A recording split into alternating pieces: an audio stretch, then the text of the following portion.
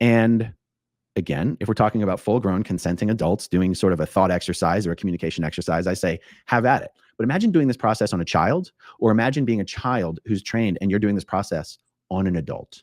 That's what we're talking about. Okay.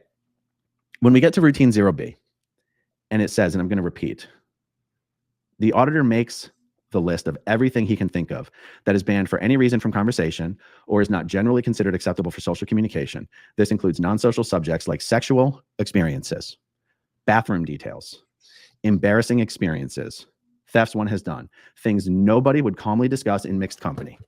Please do us a favor and just give us some examples of things that would go on this list. I'll do my best, but go ahead, get us started.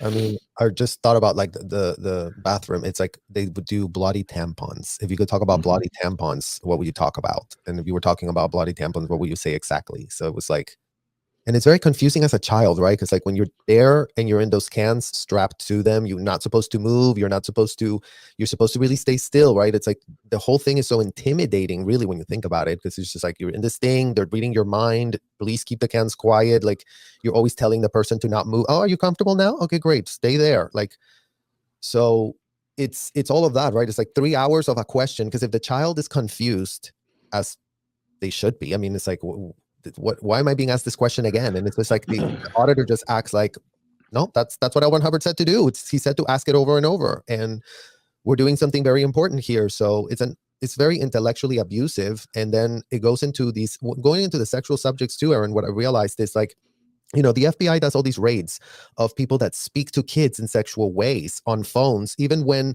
the person that's doing the raids is not even a child. Just getting a person on a phone speaking like this to a child is already illegal. Well, in these hotels, you can speak to a child in a very sexual way, one-on-one, and nobody will, oh no, this is normal. This is a religious activity. It's like, what type of hypocrisy are we really talking about? And that's what's so dangerous about all of this, because as everything is groomed, everyone's going with a pitch that is not rooted in reality. The reality is the kids are being put at risk and everybody's thinking that they're saving a world. But you know what?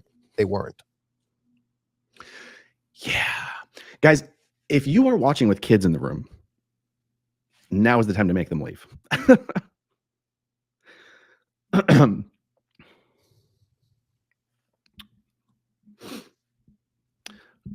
YouTube's already throttling the shit out of this video. We're about to potentially get the video throttled even more. So just for the hell of it, if you're watching right now, please hit that like button and please blow up the live chat just to kind of force YouTube to push out notifications for the video. But because it's supposed to be things nobody would calmly discuss, you wouldn't use a word like intercourse. Instead, you would say fucking. That's what the auditing process would be. You wouldn't say fellatio. You'd say sucking cock. That would be the auditing process. Now, you're going to have to say this because I don't want to keep saying it.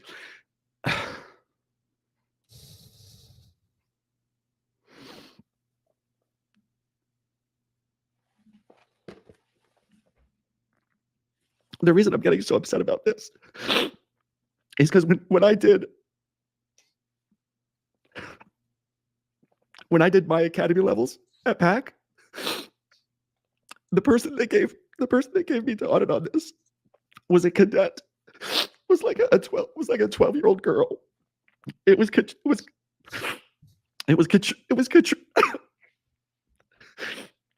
Katrina James. I don't know if you know Katrina. And she had just been forced to join the Sea Org with her parents. Her parents were some of the Sea Org members who were sent away from the Sea Org when they had kids.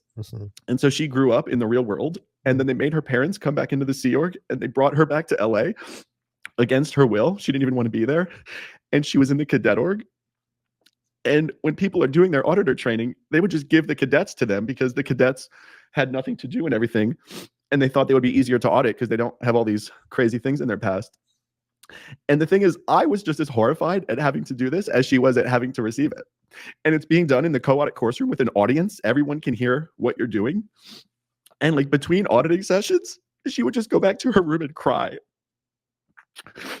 And even though it was embarrassing as shit at the time, it didn't occur to me at the time, just because of how we were raised, that it wasn't just uncomfortable. It wasn't just embarrassing. It's actually horribly abusive. and damaging and like trauma inducing. Mhm. And the thing is that when my brother was doing his auditor training, the reason I avoided doing the auditor training is because I knew that this is the shit they were having to do. And I was so horrified at the idea of having to do it myself that I did everything in my power to do the other courses instead, which, as you know, I ended up doing all of the different courses than the courses that he did. But this is the shit that my brother was doing when he was 14. And when he was doing these drills, he was twinned up with Jill Saferstein. And Jill Saferstein was one of those sick fucking perverts who took so much pleasure in going through these drills with Colin in the most disgusting and perverted way possible. And then the Scientologists, everyone justifies it as like, oh, well, that's just high confront. You're just training people to have high confront and to have good bull bait and all this kind of shit. So like step 2, once you have your list of the most disgusting, sexually inappropriate subjects you can possibly imagine, which let's just for the sake of the example, use something relatively comparatively innocuous as just the word fucking. Okay. Yeah. But let's say you're doing this on a child. Step 2 says an item from the list is included in the auditing command. What would you be willing to tell me about blank? Okay. So again, imagine you're either the child receiving the auditing or you're the child giving the auditing. And the question that's going to be repeated dozens or hundreds of times is, what would you be willing to tell me about fucking? And that's probably the easiest word that we could use. Because let's just use another example. Just a dirty one that I could see someone putting on the list. Eating ass. So you're doing an auditing procedure on a child who doesn't even know what these things mean. And they work for you. They work clear if you don't know. And they make you demonstrate it with them. Oh, do a demo here. How could it be? If you've never seen it, here, show me with this pen and paper. So if you're doing this, so what do you do? Like, it's sickening. It's sickening beyond. It's sickening. That's right. Part of the auditing procedure is you're not allowed to do an auditing process using a word the person doesn't understand. So as a part of this process, you actually have to define the word for the person. They have to look up the definition.